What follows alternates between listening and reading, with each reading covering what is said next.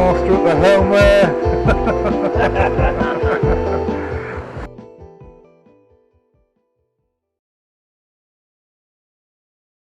Right, howdy folks, Chris from Easy Tiger here.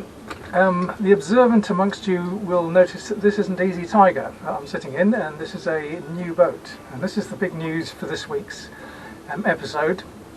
The main part of the episode is going to be a tour of Easy Tiger 2. Some people have asked to see it and wondered what it was like down below, so I've done a video of that, and that will follow this. But the big news this week is that I've sold my shares in Easy Tiger to a very nice guy who's joined the syndicate, and although I'm no longer a member of the Easy Tiger syndicate, we're still going to run the channel.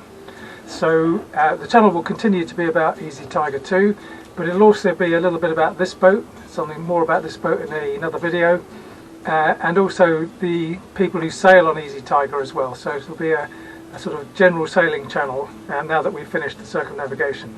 So that's what we're doing this week, and I hope you enjoy it too. Now this video that I'm about to show you I actually produced before we did the circumnavigation, and I'll put a few notes in to correct things which I got wrong in it, but hopefully it'll give you an idea. Okay, here's a little bit of the footage of the Easy Tiger 2, which is this Beneteau First 33.7 cruiser racer. So this time I'm just going to talk you through what the boat's like using a kind of cheap Chinese GoPro ripoff. So there should be quite a lot of footage of us pointing out this way, hopefully speeding along nicely, and of course we will hope to have the sails up as much as possible, and the boat really does sail nicely when it does have a bit of a breeze up there. And in fact when we're racing we know from various other bits and pieces that the boat goes best, it's at its most competitive as it were, when it's blowing quite a bit, sort of 20 knots plus. It starts to really take off. Not that it's slow when the wind's less than that, but it really does go well in high winds. So fairly straightforward. Now we've got lazy jacks on and jack stays all ready for cruising. Obviously we wouldn't have this stuff on for racing, and also we've got about 50 metres of chain in the front there, which weighs quite a bit, but we're going to need that when we get to the Western Isles of Scotland, where apparently the anchorages can be quite deep.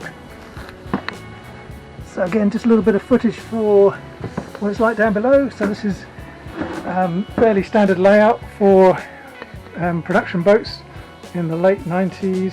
So this is a 1999 vintage boat, and we've got the two 6-foot berths in the saloon. Take the cushions off the back, and there's some storage behind there, but if you take the cushions out you get quite a decent size bunk. There's a V-berth at the front. At the moment we've got the cushions up because we've been looking for stuff underneath and we're trying to ventilate it a bit, but that's okay at the front. Heads unit and shower in there, sort of wet locker room, all works quite well. Bit cramped, but actually that works nicely when you're getting thrown around in the sea. Having the place kind of hold you in place, having the room hold you in place, is in fact quite reassuring. You don't get beaten up quite as much as if it was a bigger space. So it's just about right, just about stand up in there, but it's probably better to sit down. Then behind us here we have a L-shaped galley with a 2-burner cooker and oven combination, and a fridge which is on. Nothing in it at the moment because we're just about to fill it up with the victualling for the trip.